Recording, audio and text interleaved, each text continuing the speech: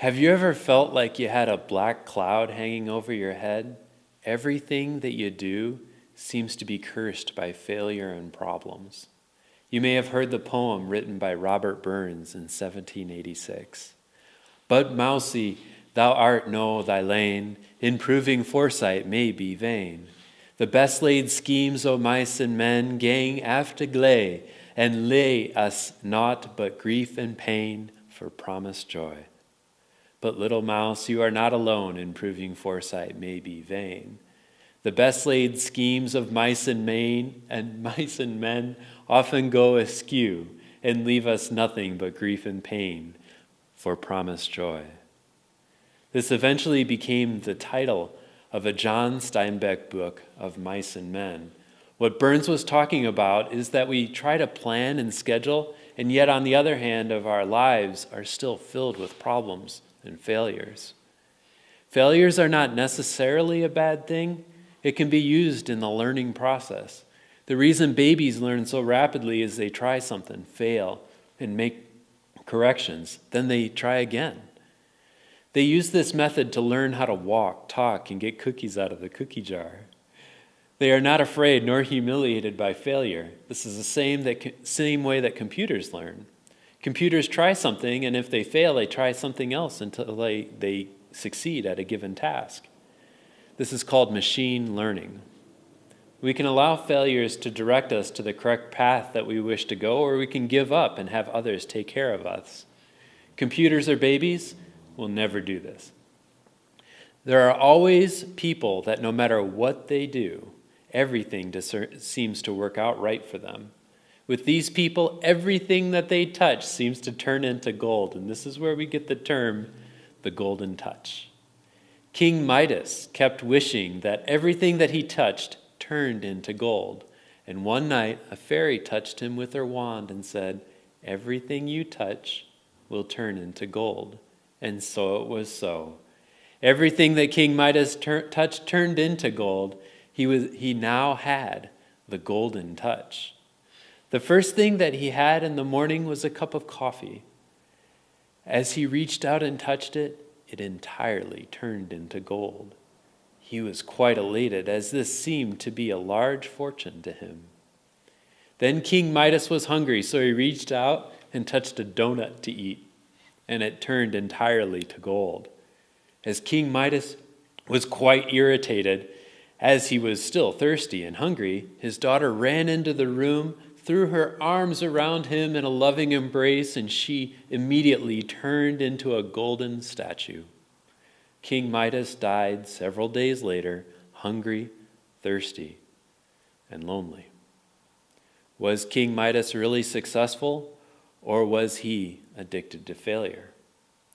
If King Midas had been doing his observation lessons, understood what his true passion in life was, and understood how to motivate himself and others, he wouldn't have found himself in that situation. If he really wanted more gold, he would have worded his wish with much more care. If he would have understood his passion, he would have realized that good coffee, good donuts, and loving relationships are really all we need in life. If King Midas would have gone through the lesson on how money works, he would have had fewer failures in his life. You may have seen in yourself or in others that we actually set ourselves up for failure. You may have spent hours, money, and effort going to college, yet you didn't graduate, or you may have grades too low to get the job. You may be in the middle of writing a quintessential novel, and after years of time and energy fighting the resistance, you have finally completed it. Your friends tell you that it is amazing. You tell them that you're going to go over it one more time, get the website going, then you want to send it to the publisher. 40 years later, your friends ask about the book, and you tell them, "I'm still working on it, fine-tuning it, and it should be ready any day now." This could be your hit song, your ideas to create free energy, feed the world, or build a better mousetrap.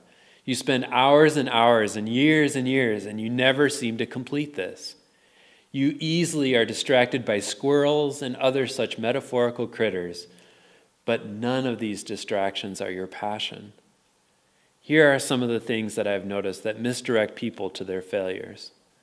When someone is being threatened to be killed by a thug or criminal, they will plead, I have a family.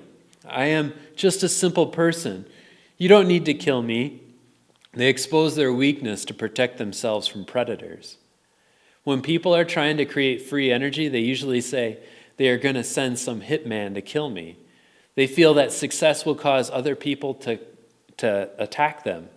As we learn in the human condition, they are correct in this thinking, but in order to protect itself, the lizard brain will create situations that lead to failure. It will make you forget things, misplace things, and be directed by squirrels. All of this will help to destroy their chance of success. Other things that direct ourselves away from success. In the back of the brain, we will be thinking, others will expect even more from me after I become successful, and I don't know if I can handle this. If I win the lottery, if I become successful and I have lots of money, others will be bothering me, begging me for money. If I complete this project, I don't know what I'll be able to do next. I'll get bored, and I'll have nothing to do with my life. The human brain doesn't like a vacuum. If you leave something unfinished, then you will always have something to do. If I put information out there, people that are smarter than me will make fun of me and make me look foolish. On the other hand, if we fail, everyone rushes in to comfort us. Fewer people want to attack us. We think they can't kick a man when he's down, so why should I even bother getting up? Criminals are convicted of a crime, have their sentences pardoned when they have a terminal disease with only months left to live, and we think our lives will be the same. We can reassure ourselves by saying, I knew this was an impossible thing to do all along, or I knew that I could never really do this. It's always much easier to fail. Applying for a job and getting rejected is much easier than having to perform the job. You seek relationships that you know are impossible, so you don't have to put up with the conflict that comes along with the relationship. When you fail, you can always sit on the couch and sleep in. If you succeed, you have to get up the next morning and train for the next contest. You get to call people up that won the lottery and ask them for money. It requires much less energy to fail than it does to succeed. There are more benefits to failure than to success. It is much easier to fail than it is to succeed. The addiction to failure works like any other addiction, food, sex, or any other drug. You go through the same withdrawals, and you return to your addiction time and time again. Every day is a day on the road to recovery. You need to find your tribe that will help you get through your addiction if you want to have an addiction to success. Your tribe will help you create oxytocin, which wipes away and destroys all negative addictions. We need to use our powers of observation to find out where our addiction to failure in our life is. We need to find out what is feeding this addiction to failure. We need to find our passions so that we know what we can succeed in. Get out your stickies. On stickies, write down things that you really want to succeed in. Then around those stickies, write on other things on stickies that will promote your success. Then write down on some stickies things that will prevent you from being successful in your life or will keep you addicted to failure. Only by defining our goals and what will deter us from our goals can we eliminate our addiction to failure. You are great and wonderful, and thank you for joining us on the road to Kaivala.